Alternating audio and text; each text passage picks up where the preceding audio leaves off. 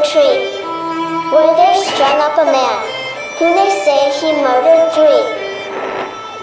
Strange things have happened there. No stranger would it be, if we met at midnight, in the hanging tree.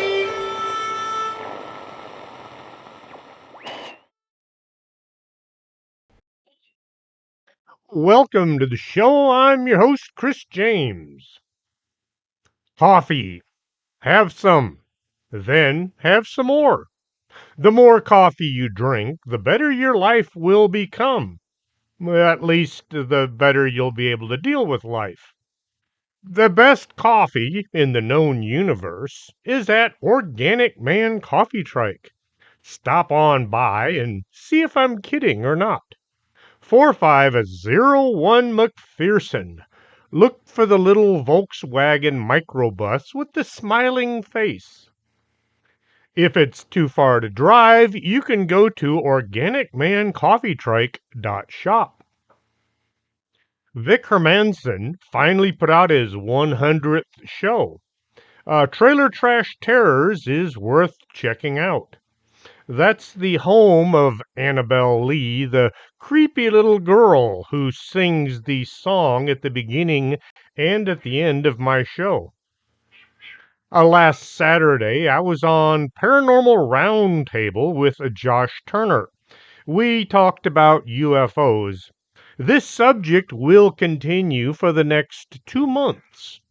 You can find him on YouTube. Just look for PRT or Paranormal Roundtable or Josh Turner, any of the above. I saw the movie, The Little Mermaid. I have nieces and nephews. She was half human, half fish. I immediately saw a problem. She had the upper body of a person. The lower half had scales, like a fish. Then she had flukes, like a dolphin or a whale. Fish have tails that go up and down, not side to side. If she was a mammal, she shouldn't have scales. I know it's just a cartoon, but the folks doing the artwork should do a little research before investing millions of dollars into their artwork. Then there was that movie called Splash. Same thing. Half human, half fish. Every mermaid costume I could find had scales and flukes. I know I'm not the only person to know the two don't go together. And I'm not getting into the whole mermaid legend that I'd set out to talk about. Actually, I didn't start out to talk about just mermaids. I was going to go into a bunch of legendary creatures seen by many yet denied by the boys in the white lab coats. They will turn themselves blue, yelling and screaming, unicorns don't exist and they never did.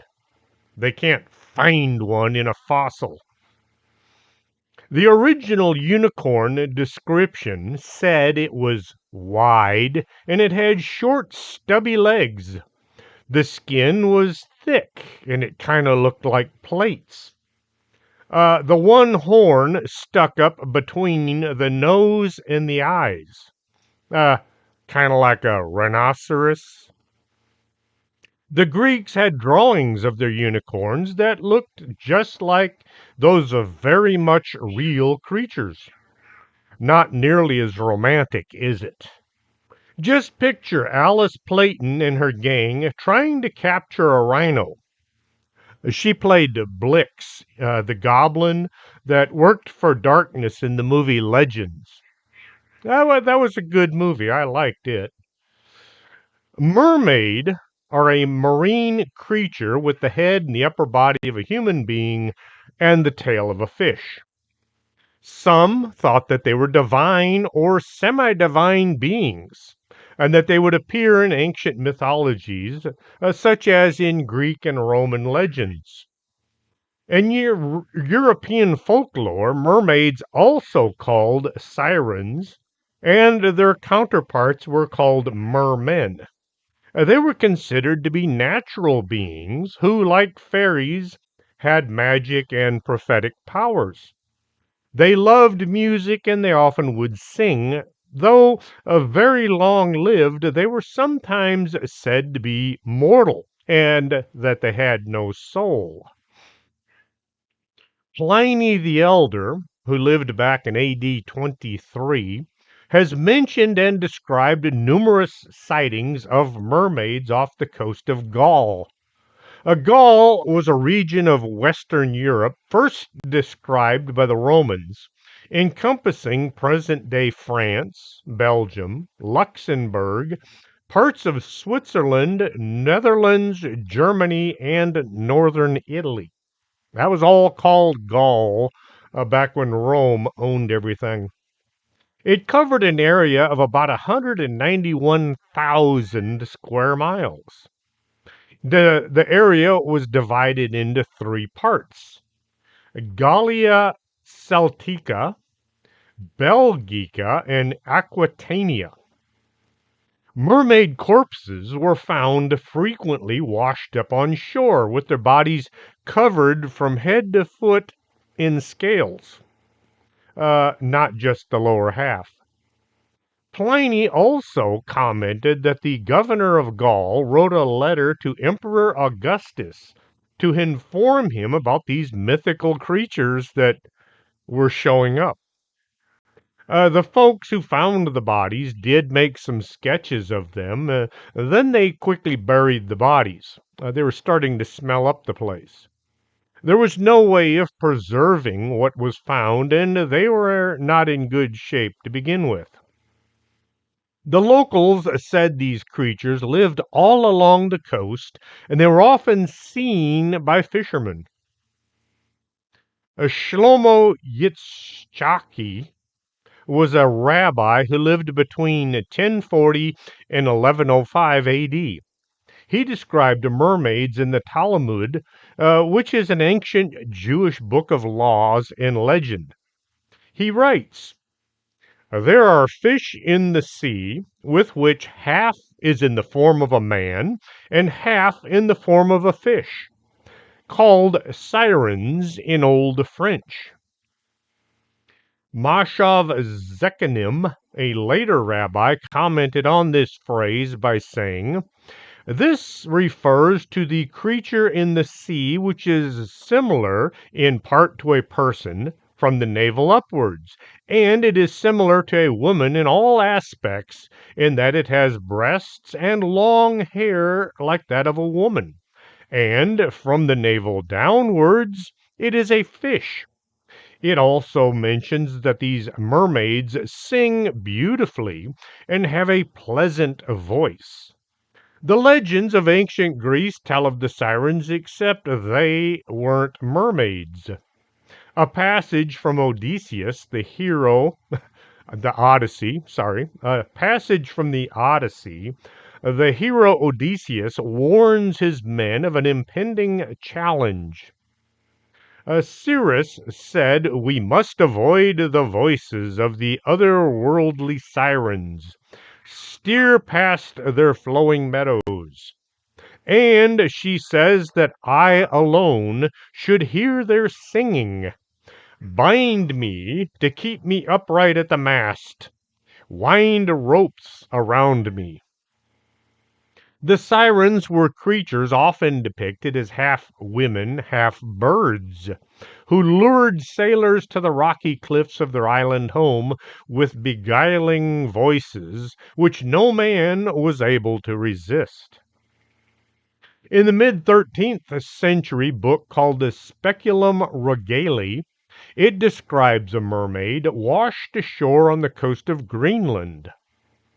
"Like a woman as far down as her waist, long hands and soft air. The neck and the head is all respects like those of a human being. The hands seem to be long, and the fingers not to be pointed, but united into a web like that of the feet of a water bird." From the waist downwards, these monsters resemble a fish with scales, tail, and fins. These show themselves especially before a bad storm. The habit of these creatures is to dive frequently and then rise again to the surface with a fish in their hands.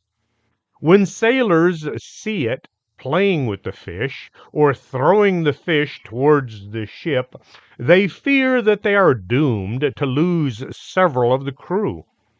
But when the creature casts the fish away from the vessel, then the sailors take this as a good omen that they will not suffer loss in the impending storm. This monster has a very horrible face with broad brow and piercing eyes, a wide mouth, and a double chin. I guess having someone throwing fish at you would be a bad thing, especially if you don't like fish. But then if you're a fisherman, well, mermaids began to be described as looking more human over the years. Many folk tales record marriages between mermaids who were able to assume human form and men who were probably having a hard time getting a date. In order to capture a mermaid, the man must steal the mermaid's cap or belt, her comb, or her mirror. While the objects are hidden, she is forced to live with him. If she finds these purloined items, she will be able to return to the sea. In some variations, the marriage lasts while certain agreed upon conditions are fulfilled, and it ends when these conditions are broken. There are also a few stories of mermen being in the company of women. Though sometimes kindly, mermaids and mermen were usually dangerous to people. Their gifts brought misfortune, and if offended, these beings would cause floods or other disasters. To see one on a voyage was considered an omen of a shipwreck. They sometimes lured mortals to death by drowning, as did the Lorelei of the Rhine, or entice young people to live with them under water, as did the mermaid whose image is carved on a bench in the church of Zenar, Cornwall, England. In the city of Kampen, Netherlands, during the 1403, it's recorded that a dike had a crack in it and was threatening to collapse. The sea would have rushed in and drowned the city. Water started flooding the river in massive amounts. After the locals repaired the dike, they saw a mermaid swimming in the river near the town. At first, people were scared by this mermaid, and they thought something more was going to happen, but the creature didn't seem to bother anyone. It just kept swimming around. Later, the villagers captured this creature, and she immediately was transformed into a human with two legs. She didn't speak. Someone needed to kiss the girl. Some of y'all will catch that. She tried to escape and jump back into the water on several occasions, but somebody always managed to catch her and take her back to the village. The story goes that this was the incident that the story The Little Mermaid was based on. In 1402, when old Chris thought he was approaching India, he saw creatures swimming alongside his ship. These things were, in his words, quite ugly, nothing like the paintings he had seen or the stories that he had heard about mermaids while back in Europe. The boys in the white lab coats tell us what Chris actually saw were dugongs, ocean-going mammals that are also known as sea cows. I've seen sea cows. They look nothing like Ariel. They look more like slim whales with heads. I imagine the men on the Santa Maria had been out at sea way too long, and the sun might have been having an effect on their minds. We don't really know what Chris and his crew saw. Maybe it was manatees, or maybe it was something else. Once again, we're being told that people from the past were easily confused. They couldn't tell the difference between a half female, half fish and a sea cow. Happens all the time, I guess. In 1603, a mermaid was spotted off the coast of Wales near Pendine. A farmer named Thomas Reynolds spotted the creature, and then he called all of his friends over to watch this mermaid who was visible for 3 hours. The creature swam around. It jumped up from the water. It looked like it was trying to catch fish, and then after a while it disappeared. William Saunders, who was also from the same area of Pendine, examined Reynolds and the other witnesses' accounts. The story was credible enough that in 1604 an image was created to depict the mermaid. It described her as a monstrous fish that appeared in the form of a woman from her waist upwards. Dugongs and manatees live in the Caribbean. What could the folks in Wales be seeing that they all swore looked like a mermaid? Too many historians will tell us that people back then were superstitious, uneducated, prone to bizarre imaginations, and easily confused. In 1,000 years, will people be saying, oh, those folks back in 2024, they weren't all that smart. They were easily confused as well. Henry Hudson was the first European to sail up the Hudson River and explore the bay that now bears his name. In 1608, Hudson noted in his logbook that a few of his crew had spotted a mermaid swimming close to the ship's side, and it was looking up at them. The sailors said that from the navel up, her back and breasts were like that of a woman's. But when she dove under the water, they saw that she had a tail, which was like that of a porpoise. Captain John Smith, yes, that guy, is best known for his exploits in Jamestown, the first English colony in the Americas. Smith had a few adventures on the high seas before he met Pocahontas. These maritime escapades continued into 1611, when he was sailing off an island in the West Indies and he saw a woman swimming with all the possible grace, who, despite her long green hair, was by no means unattractive. Must have been out at sea too long. The intrigued captain then observed from below the stomach to the woman gave way to a fish as the lovely siren slipped away. 1670, Lucas Debus was a reverend in the Lutheran church on the Faroes Islands off the coast of Denmark. He writes an account of what he saw, saying, there was seen by many of the inhabitants a mermaid close to the shore. She had long hair on her head, which hung down to the surface of the water all around her. She held a fish in her right hand. The Reverend was simply telling about what he and many of his parishioners had seen. These mermaid stories could have been inspired, could have been what inspired Hans Christian Andersen to write that classic tale of his, The Little Mermaid.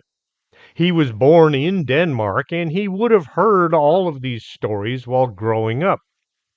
The Little Mermaid, sometimes which is translated into English as the Little Sea Maid, is a fairy tale written by Danish author Andersen. Originally published in 1837 as a part of a collection of fairy tales for children, the story follows the journey of a young mermaid princess who is willing to give up her life in the sea as a mermaid in order to gain a human soul. She also wanted some feet so she could go shoe shopping. 1690s or the 1700s, Blackbeard was said to have ordered his men to sail clear of certain areas where mermaids had been seen. He believed these waters to be enchanted, and the merfolk might interfere with his piracy. The story goes that Blackbeard and many of his crew had run afoul of these sea creatures, and he didn't want anything more to do with them. 1797, William Monroe was a schoolteacher living off the coast of northern England. One day he discovered a mermaid combing her hair near the shore. His account goes as follows. It's written a bit weird, but then they spoke strange back then. About 12 years ago, when I was a parochial schoolmaster at Ray, in the course of my walking on the shore of Seaside Bay, being a fine warm day in summer, I was induced to extend my walk towards the Sandside Head, when my attention was arrested by the appearance of a figure resembling an unclothed human female, sitting upon a rock, extending into the sea, and apparently in the action of combing its hair, which flowed down around its shoulders, and of a light brown color. The resemblance which the figure bore to its prototype in all of its visible parts was so striking that had not the rock on which it was sitting been dangerous for bathing, I would have been constrained to have regarded it as a real human. And to an eye unaccustomed to the situation, it must have undoubtedly appeared as such. Like I said, they spoke weird back then. The head was covered with hair of the color above mentioned and shaded on the crown, the forehead round, and the face was plump. The cheeks were ruddy, and the eyes were blue. The mouth and the lips of the natural form resembled those of a woman. The teeth I could not discover, as the mouth was shut. The breasts and the abdomen, the arms, the fingers, of the size in which the hands were employed, did not appear to be webbed, but as to this I am not positive. It remained on the rock 3 or 4 minutes after I observed it, and was exercised during that period in combing its hair, which was long and thick, and of which it appeared proud. And then it dropped into the sea, which was level with the abdomen, from whence I did not reappear to me. I had a distinct view of its features, being at no great distance on an eminence above the rock on which it was sitting, and the sun brightly shining. Immediately before its getting into its natural element, it seemed to have observed me, and as the eyes were directed towards the eminence on which I stood, it may be necessary to remark that previous to the period I beheld the object, I had heard it frequently reported by several persons, and some of them persons whose veracity I never heard disputed, that they had seen such a phenomenon as I have described, though then, like many others, I was not disposed to credit their testimony on this subject. I can say of a truth that it was only by seeing the phenomenon I was perfectly convinced of its existence. Okay, the headmaster of the school sees a mermaid and then he writes about it. A lot. What could he have seen that could be mistaken for a half human, half fish? A quick glimpse of the creature could have been anything, but he stood and watched this mermaid combing its hair for several minutes. Van Battenberg was the governor of the island of Berbice in the Caribbean in 1801. He gave the following account and described a description of their local mermaids. The upper portion resembles the human figure. The head, similar in proportion, sometimes bare, but often covered with a copious quantity of long black hair. The shoulders are broad and the breasts are large and well formed. The lower portion resembles the tail portion of a fish, is of immense dimensions. The tail is forked and not unlike that of a dolphin, as it is usually represented. The color of the skin is either black or tawny, sand colored. The animal is held in veneration and dread by the Indians, who imagine that the killing of it would be attended with the most calamitous consequences. It is from this circumstances that none of these animals have been shot and consequently not examined at all, but at a distance. They have been generally observed in a sitting posture in the water, none of the lower extremity being discovered until they are disturbed, when, by plunging, the tail appears and agitates the water to a considerable distance around. Aren't you glad we don't talk like that anymore? They have been always seen employed in smoothing their hair, or stroking their faces and their bodies with their hands, or something resembling hands. In this posture, and thus employed, they have been frequently taken for Indian women who are bathing. I just had a thought. At no time does any witness describe any kind of a bag or a belt with pouches on it. Where did the mermaids keep their combs or their mirrors? I hate it when something like that pops into my mind because then I spend way too much time thinking about it. The first recorded sighting of a mermaid in Nova Scotia took place in 1886, just off Cape Breton. The sighting was written up in the newspapers. The story goes, fishermen of Gabarus, Cape Breton, have been excited over the appearance of a mermaid. The face, head, shoulders, and arms resemble those of a human being, but the lower extremities had the appearance of a fish. The back of its head was covered with long, dark hair resembling a horse's mane. The arms were shaped like a human being's, except that the fingers of one hand were very long. The color of the skin was not unlike that of a human being. That could be just about any color, really. More stories came to light, and soon a few people went out to try to track down the sea creature in order to have a better look. One account says that while Mr. Bagnall, accompanied by several fishermen, was out in a boat, they observed floating on the surface of the water a few yards from the boat what they supposed to be a corpse. Approaching it for the purpose of taking it ashore, they observed it to move, when, to their great surprise, it turned around into a sitting position and looked at them before it disappeared.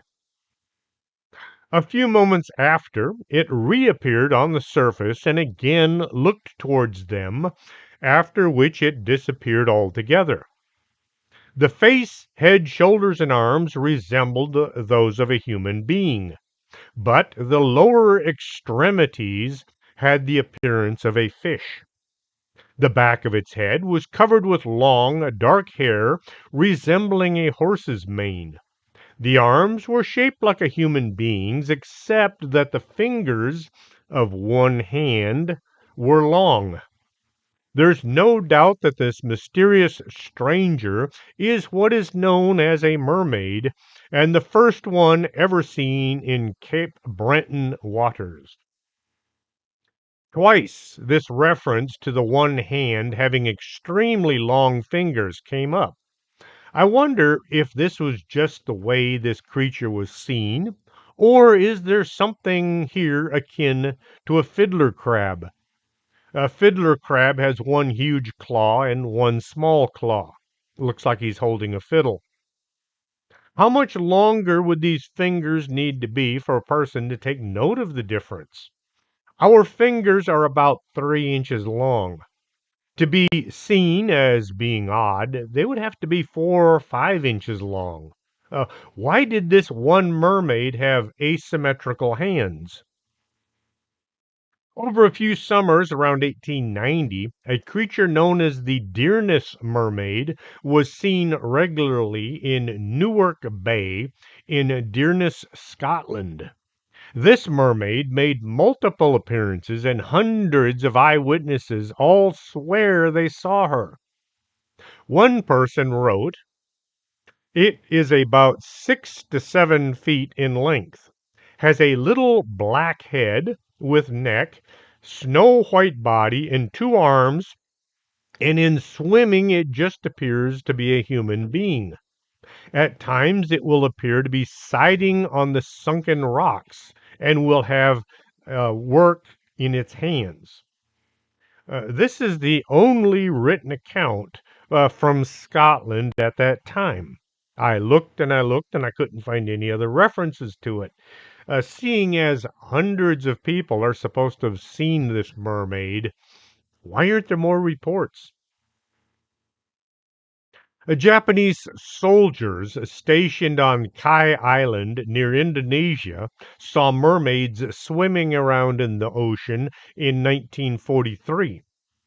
Located in the southern part of the Molucca Islands of Indonesia, the Kai Island covers a total area of 555 square miles.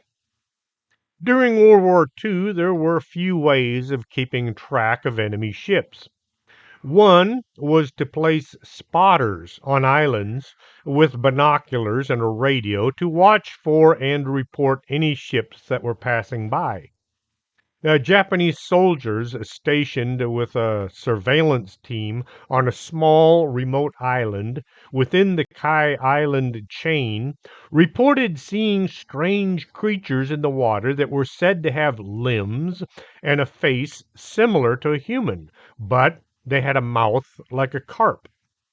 These creatures were described as being about 60 inches tall, and they had pink skin with prominent spines on their heads. These mermaids did not have fish tails, but they had 2 arms and 2 legs. These creatures were seen splashing about near the beaches or in the lagoons.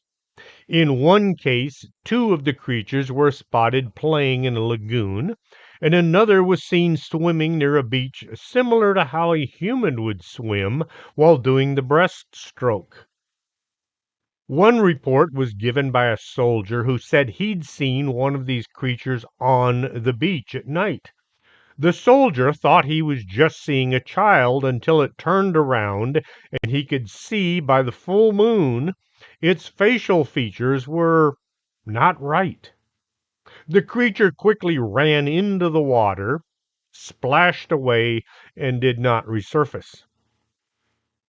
The soldiers were perplexed by these sightings. They asked around, and they found out that the locals knew about these creatures. Villagers in the vicinity told the Japanese that they were known locally as the orang ikan.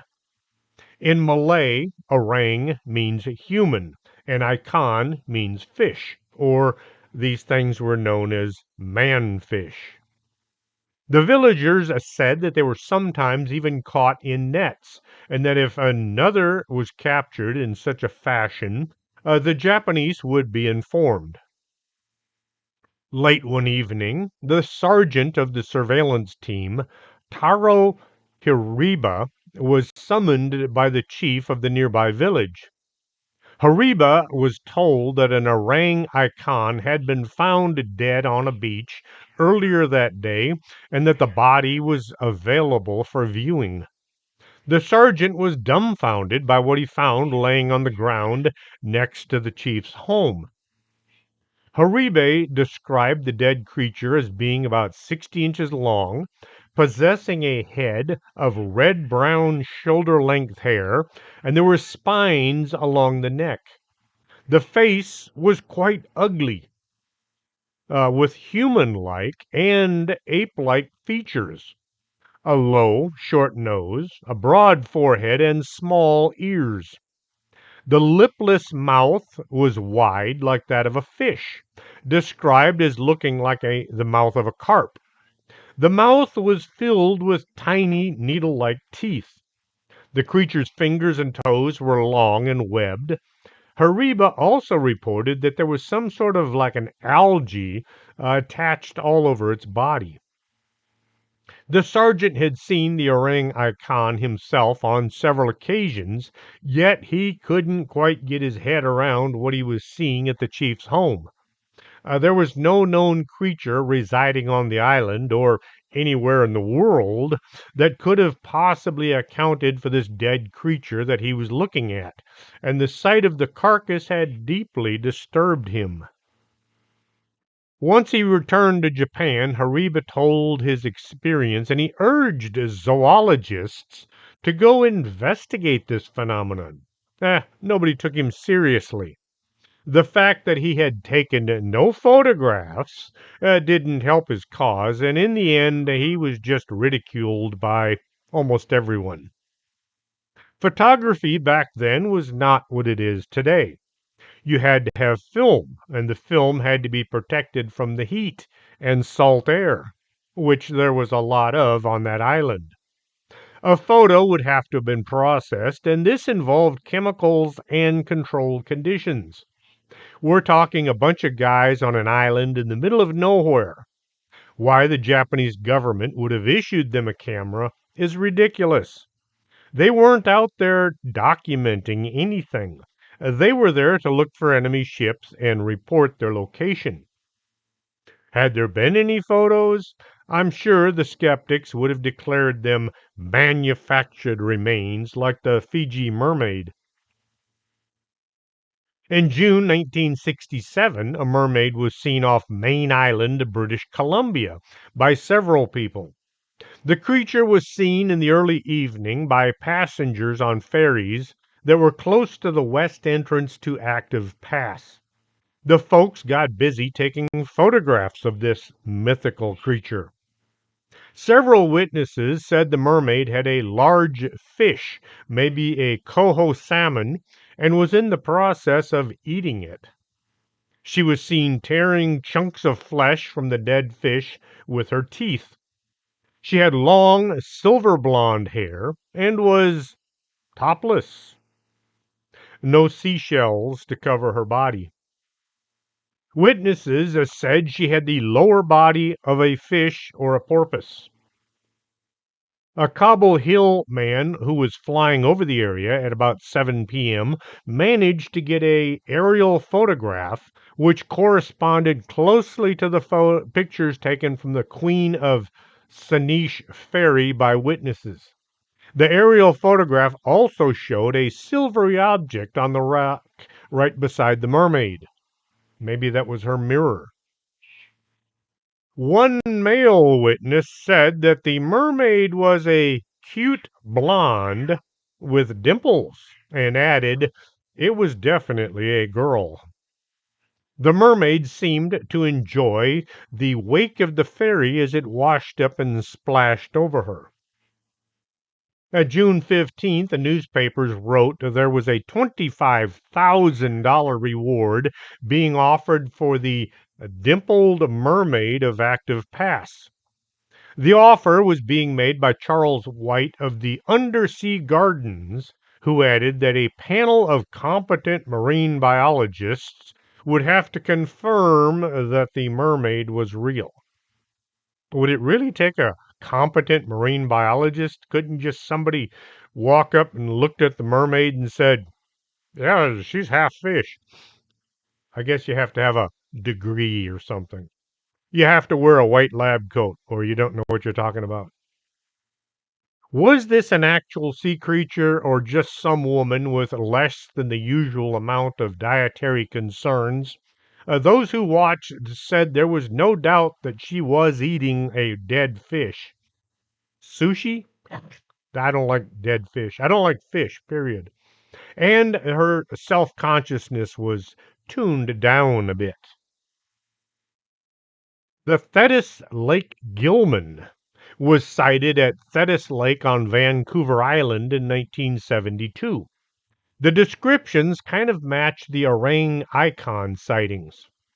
August 17th, 1972, it was written up in the Victoria Daily Times that a 16-year-old Robert Fluline and a 17-year-old Gordon Pike went to the Royal Canadian Mounted Police saying that they had been chased by a terrifying monster.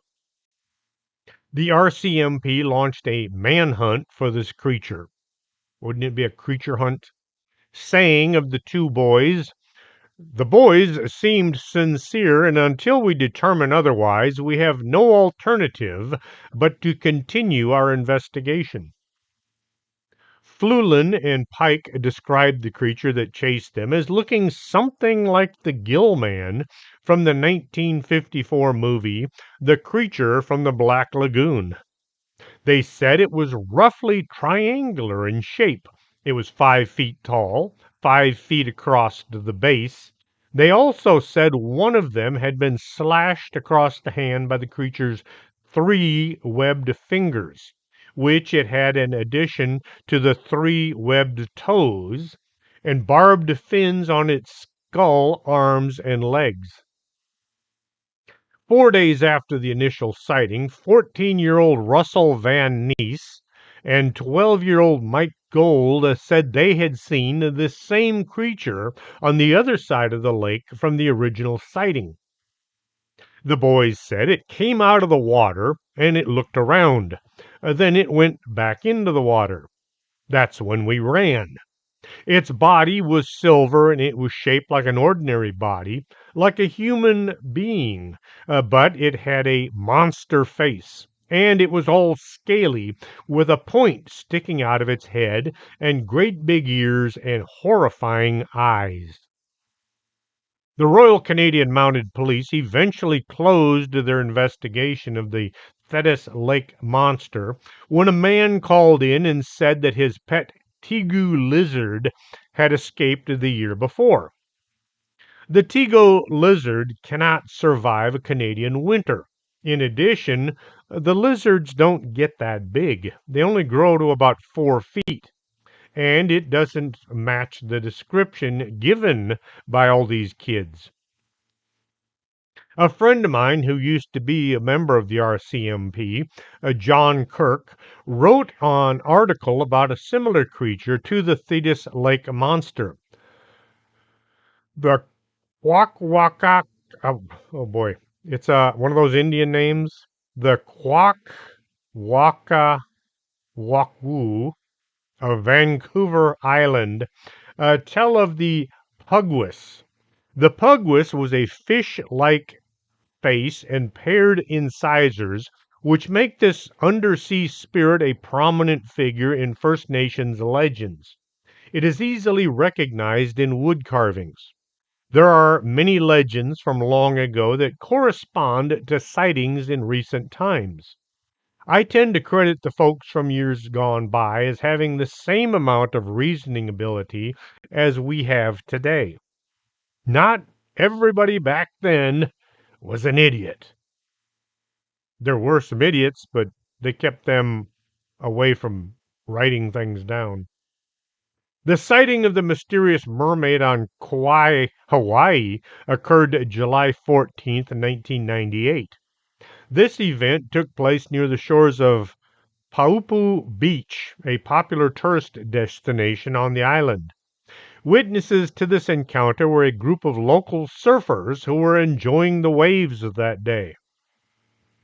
The mermaid witnessed in Hawaii was described as a captivating and otherworldly creature.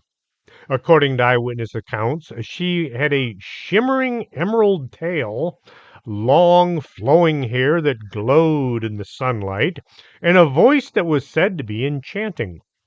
The mermaid appeared to be gracefully swimming near the surface of the water, occasionally diving beneath the waves before resurfacing.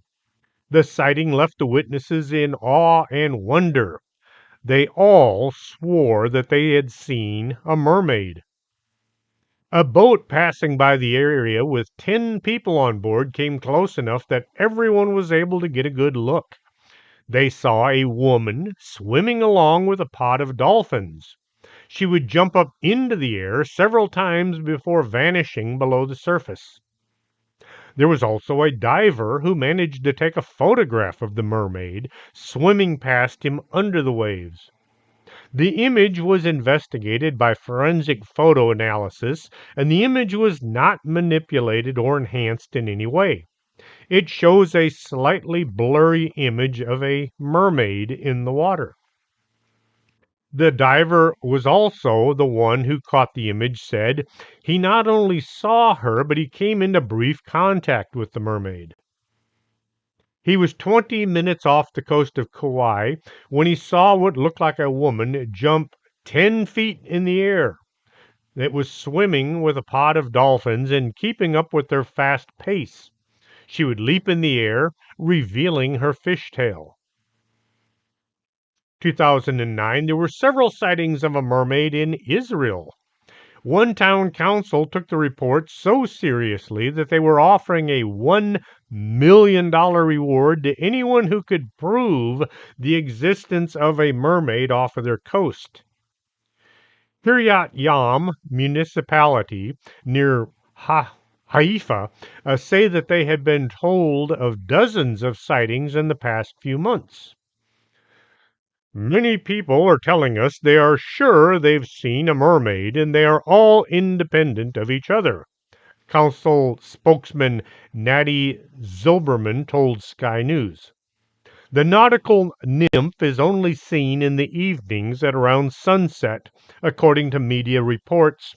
Crowds of many people show up each evening with cameras, hoping to catch a photograph of the mermaid and maybe get some of that $1 million reward.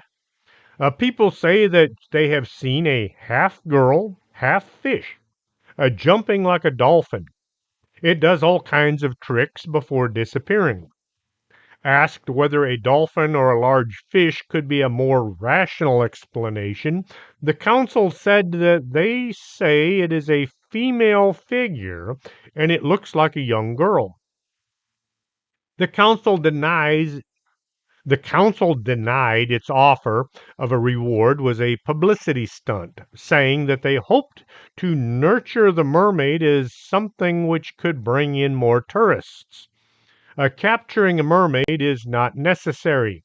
A verifiable photograph was all they needed.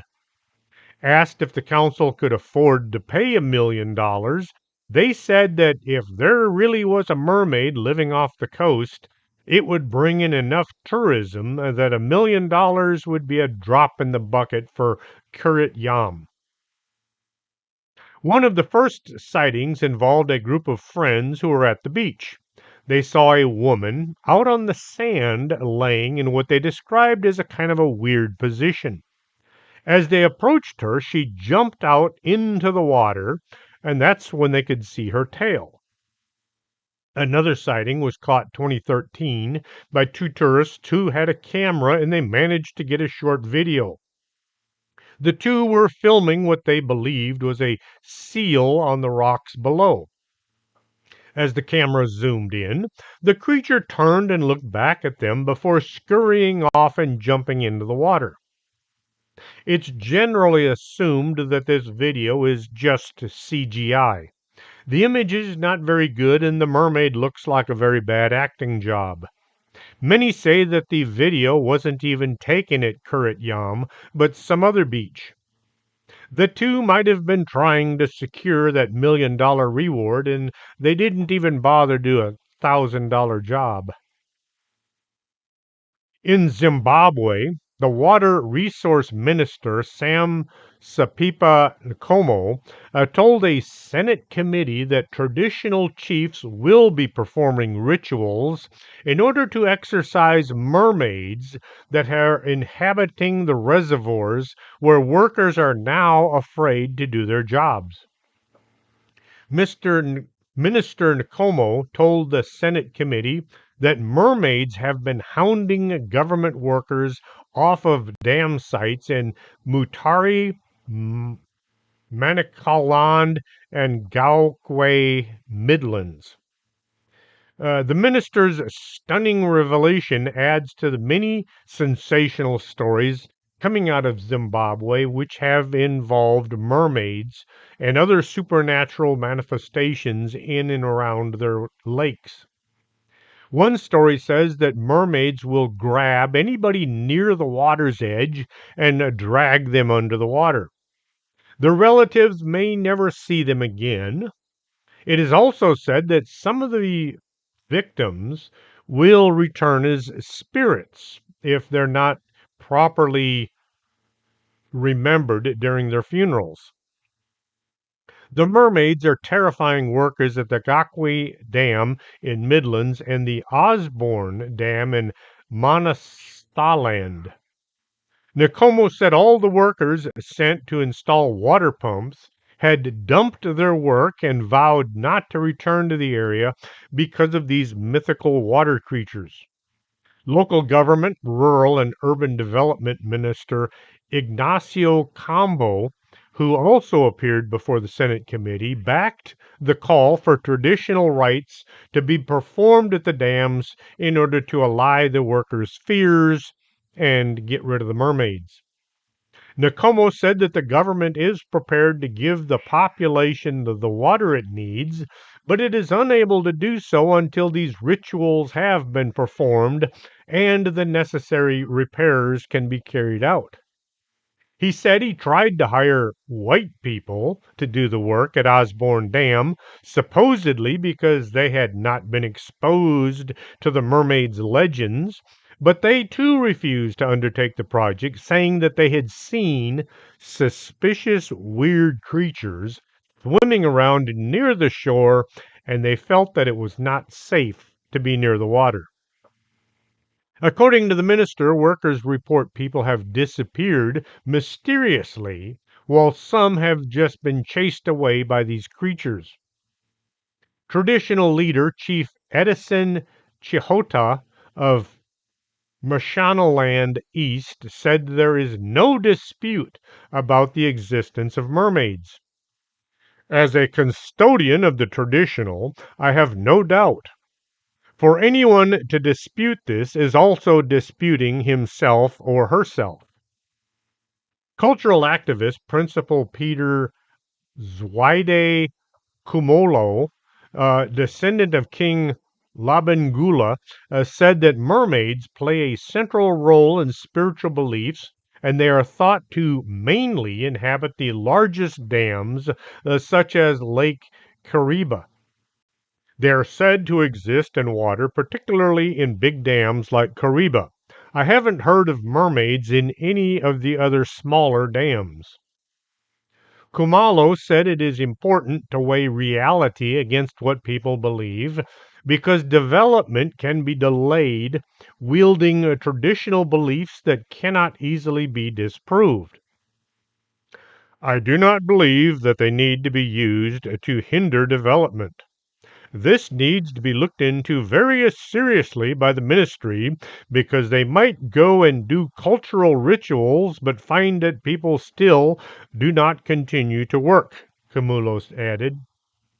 Minister Nkomo, a Seventh day Adventist, also a Christian, said that while he does not believe in mermaids in this part of the world, he would not meddle in the traditional beliefs of others, which includes witchcraft. Witchcraft is a controversial subject in Zimbabwe, as some see it as a source of trouble. Others believe that it can bring a good fortune. I have some listeners in Zimbabwe. It is so widespread that it is recognized by the law.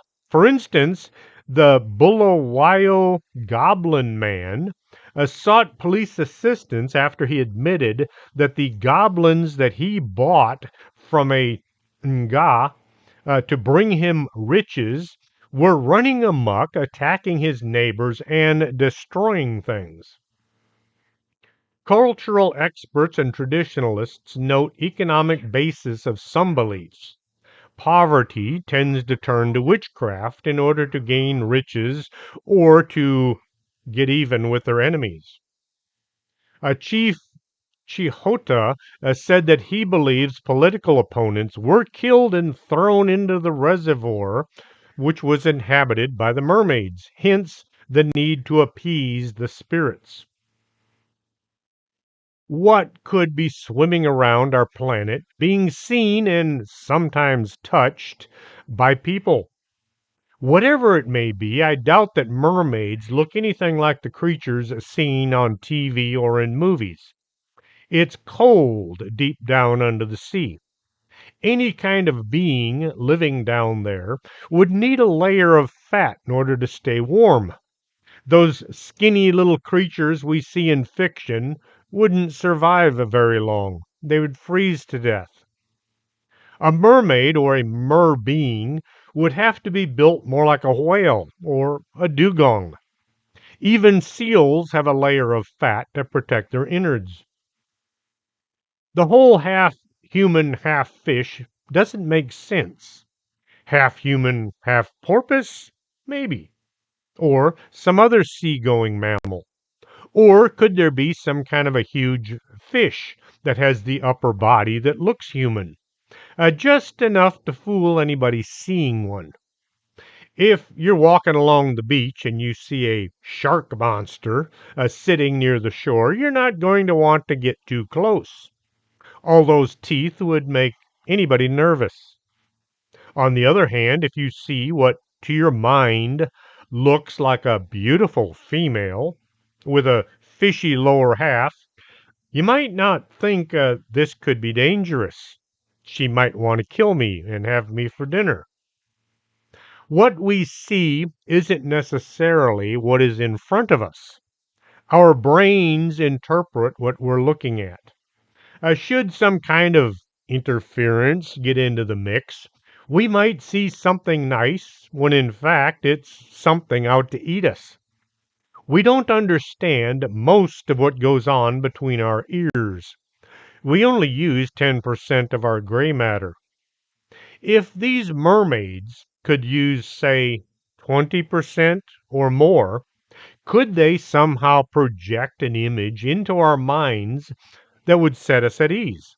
Get us to thinking there's nothing dangerous here. People eat fish all the time. Would it be a stretch to think that maybe fish might want to eat us? Many of the mermaids encountered, many of the people that encountered mermaids said they had long, sharp teeth. Their mouths were wide and dangerous looking. The megamouth shark was only encountered in 1976 when one was accidentally tangled up in a sea anchor. These creatures get up to 18 feet long, and yet they manage to swim around our oceans for thousands of years without anybody ever seeing one until one was caught. If you're walking through the woods and you see Bigfoot, well, that's where you're going to find one. Oh, yeah, you're probably going to be surprised, but that's where it should be. If, on the other hand, you're swimming in the ocean and you see Bigfoot, well, that's just crazy. If you see a mermaid, well, this would be as close to a normal encounter as you're going to get when dealing with the paranormal. Mermaids don't fit into the whole unknown creature feeding off of our fears idea that I put out on many of the shows. it would fit into an unknown creature that wants to feed on us. So, if you're ever on the beach or swimming in the ocean and you think you're seeing a mermaid, you might want to head to shore. Don't get too close, or you might find yourself on the menu. If you enjoyed tonight's show, if you did, tell your friends, tell your neighbors, tell people you don't even know that they should be listening to Strange Things with Chris James. If you'd like to support the show, you can buy one or all of my books at Amazon.com. You can get the Laredo Paranormal Research Society, Fort McIntosh and the Paranormal, Paranormal Laredo, or Paranormal Stories. Remember, books make good gifts. They're easy to wrap. They don't require batteries. If you drop them, they don't break. And if the person who gets a book doesn't like it, he can always rewrap it and give it to somebody else. Until next Saturday, this is Chris James for Strange Things.